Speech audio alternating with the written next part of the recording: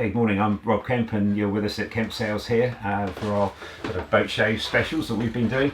Today we were joined with Tim from TMS, based down in Plymouth. They distribute Karver, selden, loads of other stuff, all nautical. So we thought we'd have a little chat about top down, bottom up furlers today.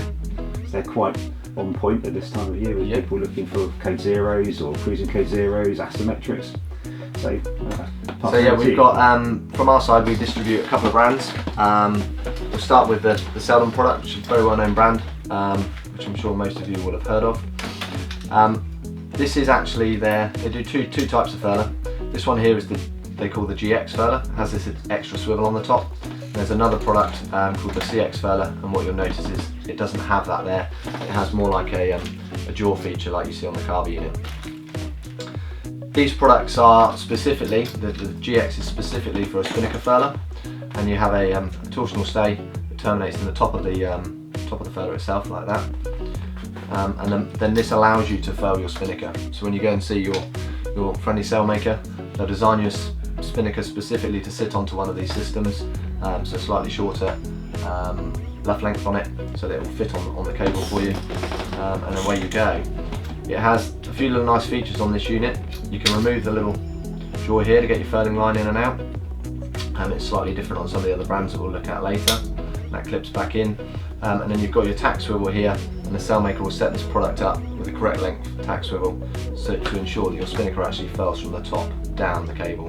What you don't want to happen is for it to furl like a conventional furler and pull the bottom in, because the luff length of your sail is obviously much longer than the cable length that you'll have top to bottom between the halliard swivel and the furler. I think it's quite important at this point to define exactly what we're furling. When we talk about a spinnaker, we're talking about an asymmetric spinnaker. In other words, the luff and the leech are different lengths, and the quantity of forward round on the front of the sail is a factor. You can't make them with massive shoulders because they don't roll up very well. And likewise, you've got to remember you're furling something which is actually quite deep in terms of sail shape. So you're getting the neatness of furl, the deeper the sail, the less neat the furl tends to be, and the clew tends to go up quite high.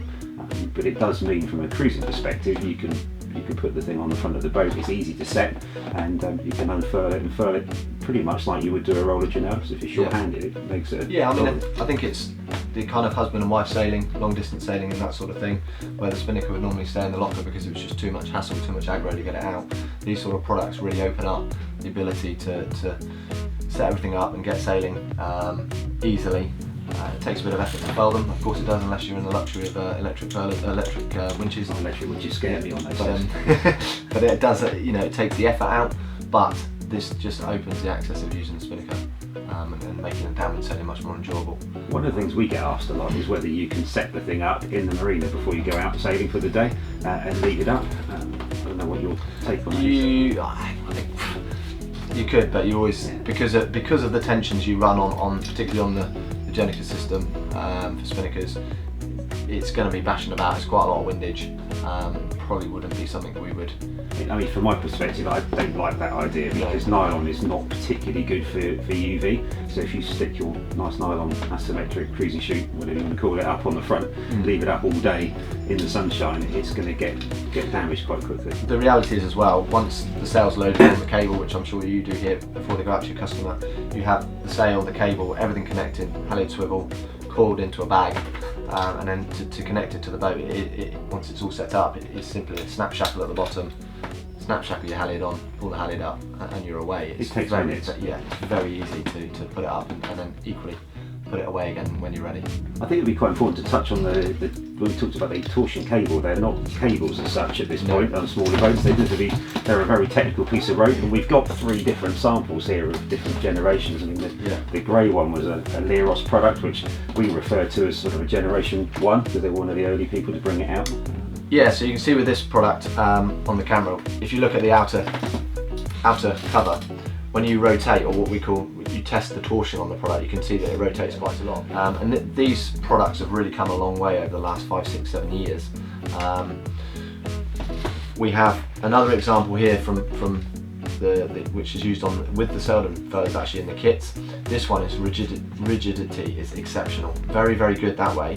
However, in gaining so much rigidity, you get a little more elasticity in the product because the material's used. So you're kind of at a trade-off. If you start using it in a code 0 application with more halyard tension, this cable's more likely to give a little more. Yeah.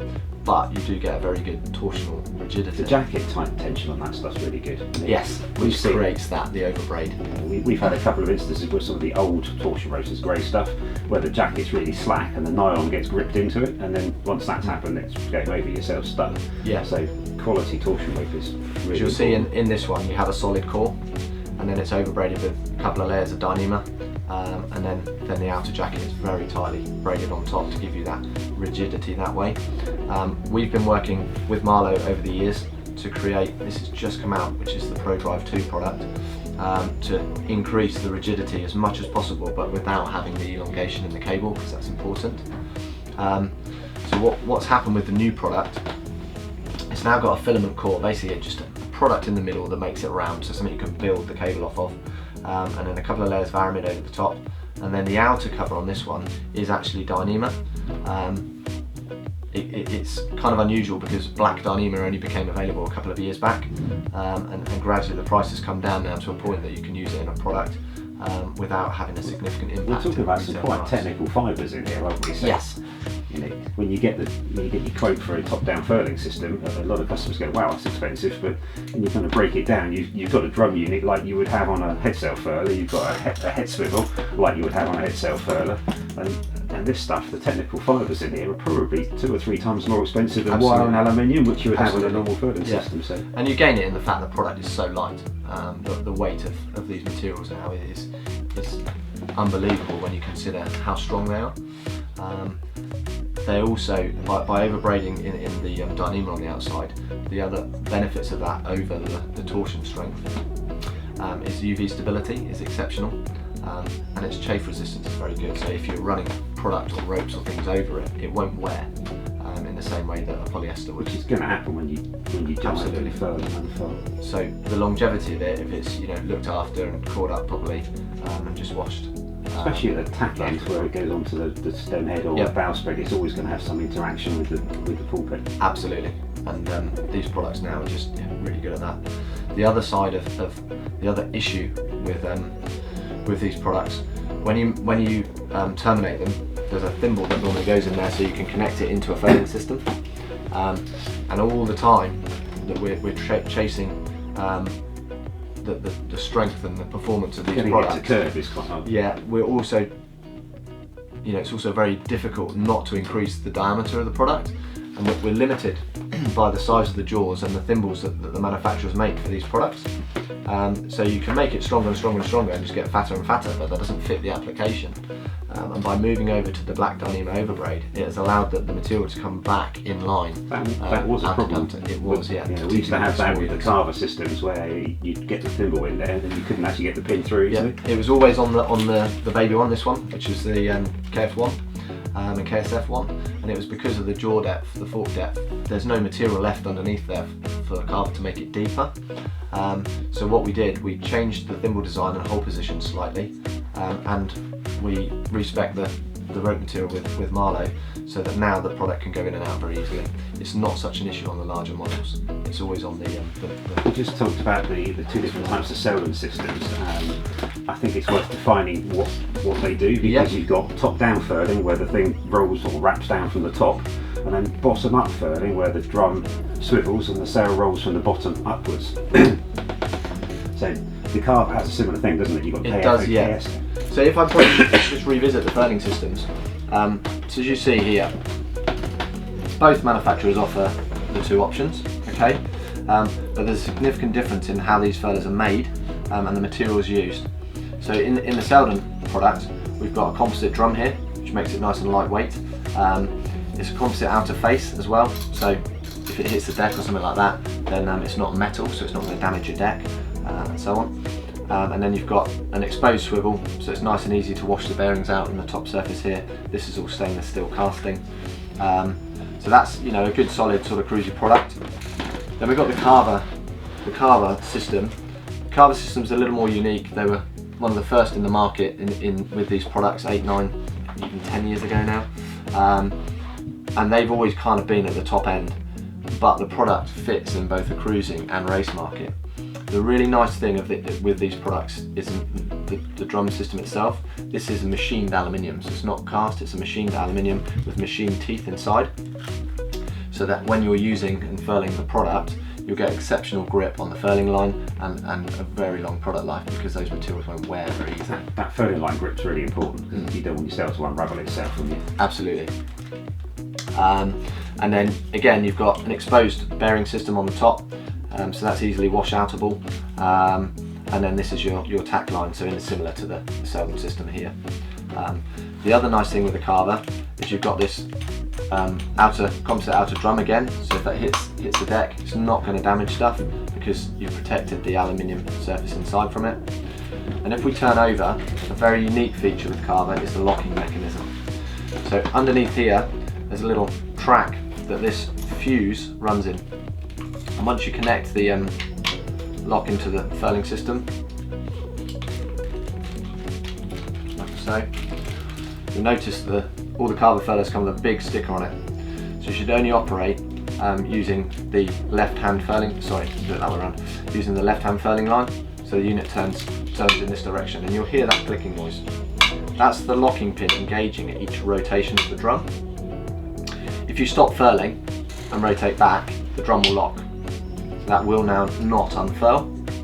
And then to re-engage the furler so you can get the sail back out, you rotate it until it clicks, and then you can pull, and out you go, and it will just click as it comes undone now. I really like that feature on furlers for slightly bigger boats. Yeah. You know, on a smaller boat you can probably furl it in one go. Yeah. But on a larger boat, 45, 50 feet, trying to unfurl the sail is quite hard work. Yeah. And you don't want things to unravel itself when you're halfway through the You can get the sail away, you've got a bit of time then to worry about getting it down, packing it away, popping it in the bag and getting it off the deck. So it just gives you that ability. If you don't like it, you can always remove the pin, which takes it back to the previous generation in effect, that didn't have the locking mechanism. But to be honest, you're probably better off trying to get used to working with it, because it is a good feature. Yeah, I think it's one of the best features of the Karver system is having the ability to lock it. Yeah. Also with the furling line on the Karver, there's a little U cut out here, so you have a continuous loop furling line, and this allows you to thread through, put the loop in there, and get the loop line in and out of the furler nice and easily, without having to need any tools or anything. You can just do it by hand. Really, really important thing that we see a lot of with these units is they're not cheap bits of kit. They're very technical bits of kit, and they need looking after. All too often they get used, salt spraying everywhere, wrapped up, chucked in a sail bag in a locker for 3 or 4 months, and then pulled back out. And that is just not a good way to look after a piece of aluminium. Occasional wash off and some soapy water is all it needs. It just looks after the bearings and so on inside. If you're on the unfortunate end of having an issue with bearing seizing and so on, the really nice thing with the Karver product, it's fully serviceable. All the parts and spares are available, and for a relatively low cost we can get them back to Karver, fully serviced, like new, and send back out to the customer. Back on that maintenance thing, it's quite important. These things are not particularly cheap, are they? So just to leave it in a locker, it's all salty after use is and we see some pretty badly poorly looking furlers, yeah, and send that off to Karver, and for not a lot of money they come back looking brand new. They do a really good job of sorting everything. So if we take a couple of typical different sized cruising boats, starting off with something relatively small, maybe like an Oceanus 311. Yeah. Where would you go with that? I mean, from Kemp SAILS point of view, we probably would look at the selden system, just on cost, because they're quite significantly cheaper. Yeah, a little bit cheaper than the Karver unit. You'd be looking on something of that size, you're probably on a GX15. Yeah. And then the Karver equivalent of KF/KSF2, depending on which model you went for. And that'll do both options, your code 0. So all up kit price, you're probably looking about £300-ish different between the two? Yeah, I would say, yeah. By the time you got the AT cables, everything else and so going for something a little bit bigger, a bit taller, something like a Panzer 400, something like that. So in a 400 you'd then be kind of on the edge of a 2, so that's a 1.5 ton unit. The next one in the range is the 2, which is a 2 ton unit, and you'd be right at 40 foot, you're kind of right on the edge of using that product, depending on sail size then and displacement, and going into the next next model in the range, which is the KSF4, which is a 4-ton. It's quite a jump in a big jump in price. Product. There is a jump in price, but the things to consider as well, if you go for the lower cost product, then technically it won't fail, but the drum size is smaller. So you don't get the torque. It's much harder to furl it, okay, because your gear's smaller. The bigger the drum, the easier it is to put it in and out and put it away. So there are those little considerations as well as to the owner. We always tend to be kind of close on the sizing. It's always going to be the bigger one. Yeah, it's a little bit more money, but it'll make your life so much easier when you're buying the product for a reason. And the minute you spend the money out anyway, and then find it hard to put away for a few extra £100, it could be so much easier. Good ask, except why you're buying it in the first place, aren't you? You're doing it for sale handling, so absolutely work easily. And then when you know, if you're talking about then going into more luxury cruising, so your Discoveries, oyster end of the market, that sort of thing, then you go into the 5s. It's a 5-ton unit, but the big significant change then is the limitation of the torsional. Because these things are ropes. When you start getting into bigger boats like that, you need to look more of they're a custom stay. Yeah, they're a custom stay, so they're made to order with specific ends to suit the furling gear that the customer's purchasing, and the product is wound and over braided all in one length to order. So that's why they're very expensive, very technical, very strong, but they're significantly larger in size. But you're looking when you pull the furling line for the top swivel to go round, and if the rope's going to kink, just keeps twisting, twisting, it won't happen. And once it's kinked, it's game over. Really, well, the problem you have, the limitation you get to, is the length. So the longer you get, the harder it is for the product to transfer the torsion from the bottom to the top of the cable. The longer you go, the harder that is.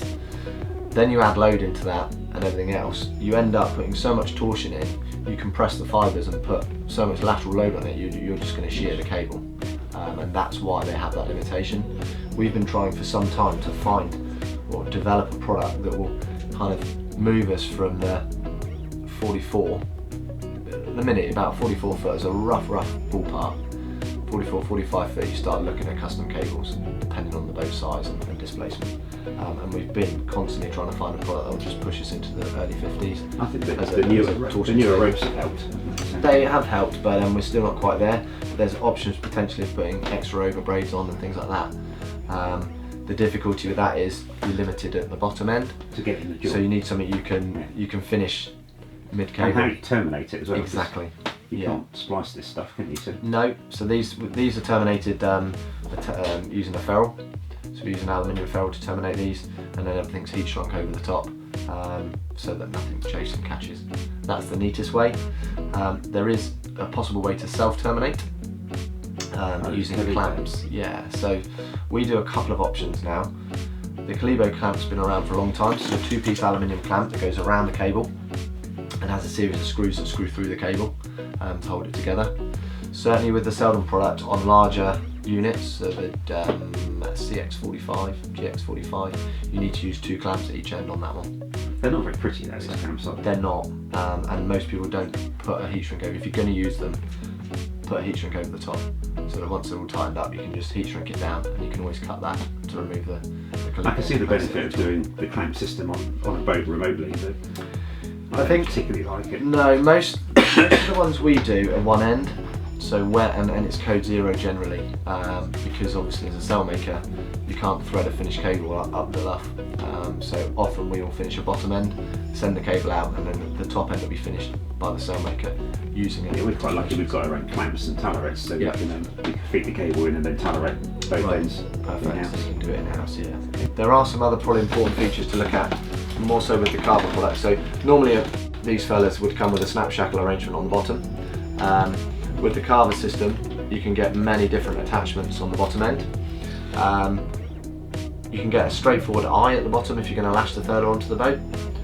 Not hugely popular, but in some applications it just helps with the articulation from the attachment point. It's going to be a problem if you're on a bow spread though, because you can't get it very easily. Absolutely.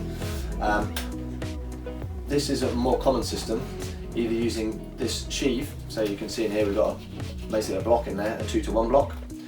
So there's 2 options on this format. There's this version, or there's a friction sheave, which is a cast aluminium part that clicks in, again allowing you to put a purchase system underneath.